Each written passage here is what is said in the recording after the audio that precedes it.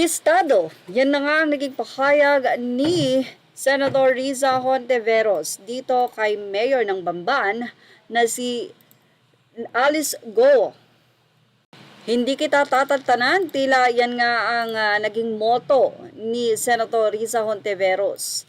Sa nasabi nga pong pangangalap ng mga ebidensya na itong si Alice Go ay isang Chinese national or hindi siya Pinoy. Yan ang pinatotohanan ni Senator Riza Hontiveros at dahil nga sa pagtsatsaga niya na makalap ang mga ebidensya ay unti-unting nakikita na nga ang pagsisinungaling sa Senado o sa bansa ng nasabi nga pong mayor ng Tarlac, Bamban. Inihayag ni Senadora Riza Hontiveros ngayong Biyernes na kinakailangang magserbisyo ng sentensya sa Pilipinas si dating Mayor Alice Go ng Bamban, Tarlac kung pinal na ang hatol na guilty sa kanya.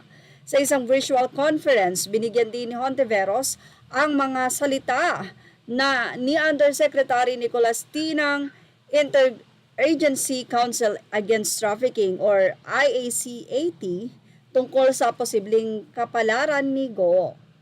Yun yung sinigurado ko sa Department of Justice, in particular kay USEC T, na head ng Interagency Council Against Trafficking na kahit magkaroon ng penalty of deportation sa kanya kapag na-convict siya on any of those cases, she will first have to serve her sentence here in the Philippines, say pa ni Senator Hontiveros. So kumbaga hindi lang free pass na may deport at doon na lang niya haharapin yung consequences sa kung saang bansa siya ide-deport.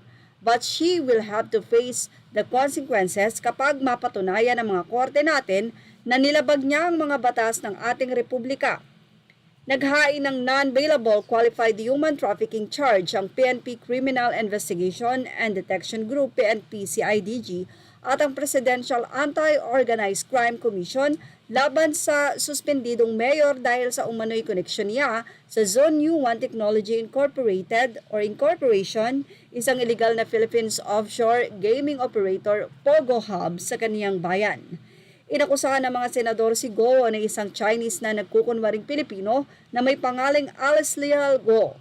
Pinagtibay ng National Bureau of Investigation ang aligasyong ito sa pamamagitan ng pagkumpirma noong Huwebes na tumugma ang mga fingerprints ng mayor sa pasaporte ng babaeng Chinese na si Go Huaping na pumasok sa Pilipinas bilang 13 anyos noong Enero 12, 2003 gamit ang espesyal na investor resident visa. Tumutok lang po for more update at yan ang ating Showbiz Snap update. Thank you for watching. Images are all credit to the rightful owners.